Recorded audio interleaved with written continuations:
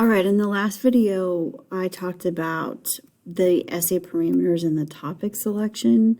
And this one, I'm going to talk about your introduction.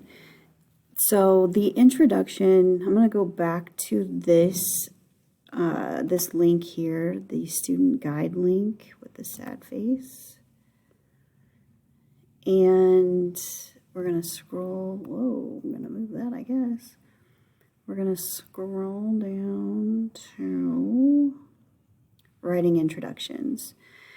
So I really rely on this document because this In Thinking website is an IB website. You know, it's a subscription website. It's, you know, it's a real deal. It's not something that just anybody can throw together.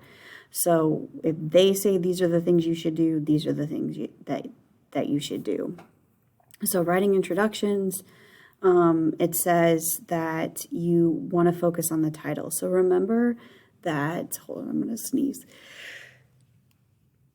Okay, sorry. All right, so remember that the title, a good thing to do for that is to form it as a question, because then you're constantly forcing yourself to answer that question. And so for your introduction, you're wanting to give some information about the book.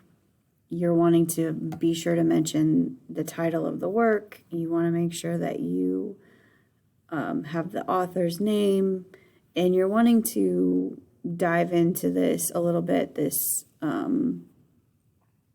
question that you're getting ready to answer. So you're not summarizing the entire novel. You're not wasting too many words on that, because you only have 1,200 to 1,500. And while that for some of you may seem like a lot, when it comes right down to it, it's really not that many. It's really not that many words. So here are some things. As I said, you're not writing too much. And so then it provides a good example of what an introduction looks like, and it includes the title. So there's the title, and then here is the sample introduction right here. In The Sailor Who Fell from Grace in the Sea, Mishima uses the relationship between Noboru and Ryuji to explore the conflict between traditional Japanese values and encroaching Western values in order to say something about the nature of culture and society in post-war Japan. The majority of this exploration is achieved through the establishment and subsequent decay of Ryuji as a symbol of Japanese values in Noburu's eyes, and his later relationship to Noboru as a replacement father figure. And then it continues on with the rest of the introduction. So you notice that it doesn't summarize the book. We don't really know what the book is about, right? Because we don't need to summarize what it is. It's not very long. You know, it's just a few sentences. And so that's basically what it is. This one doesn't have,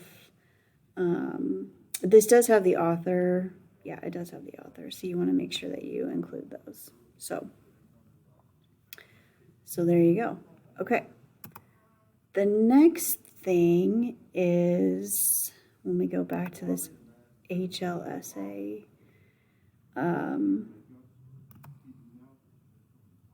sample intro. So here's another sample intro, just done here in-house. Mrs. Metzler, Mrs. Wilson, and I have worked on this. So the intro might be one of the last things you write to make sure it matches up with your paper. Ideally, your introduction should at the very least do the following. Yes, here we go. Name the novel and the author's full name. Provide a brief 1 to 2 sentence synopsis. Include a logical transition from the beginning, from the opening sentences of the intro to the thesis, and feature a thesis statement that addresses at least one literary feature and the author's purpose. So, and we've color coded them. So name the novel and the author's full name. A Room of One's Own, author Virginia Woolf. So there we go, Purple Purple. Uses a fictional character, Mary, to lead us on a research journey to explore the topic of women in fiction. Through Mary's journey, Woolf provides support for her thesis that in order to write fiction, a woman needs money and a room of her own. So there's a brief synopsis. Woolf uses a variety of techniques to help the reader share in Mary's research experiences, but among her most memorable is her reference to animals. Here's our logical transition to go from that to the thesis. The animal motif in A Room of One's Own provides concrete images to enhance the reader's appreciation of Mary's research experience and related conclusions. This features the thesis statement, and it addresses at least one literary feature and the author's purpose, so the animal motif and the purpose. So this is another way you can do your introduction as well. So any of these will work. So you have in the student guide an intro, you have a sample intro, and then you can always look at this sample essay that had high marks. And this is, it had high marks and the title is not in a question, right? Okay.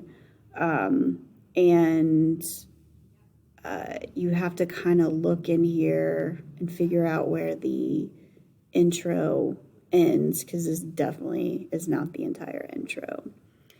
Let's see. All right, so you have all of these examples that you can use for your introduction. And then you can definitely send me your intro. I can look at it, give you feedback. I'm happy to do that. You're typing your essay on this document, this HL essay document. And so if you want me to look at it at any time, you just have to let me know, and I can just pop in there at any time and look at it. And I am very happy to do that and give you feedback at any point during this process.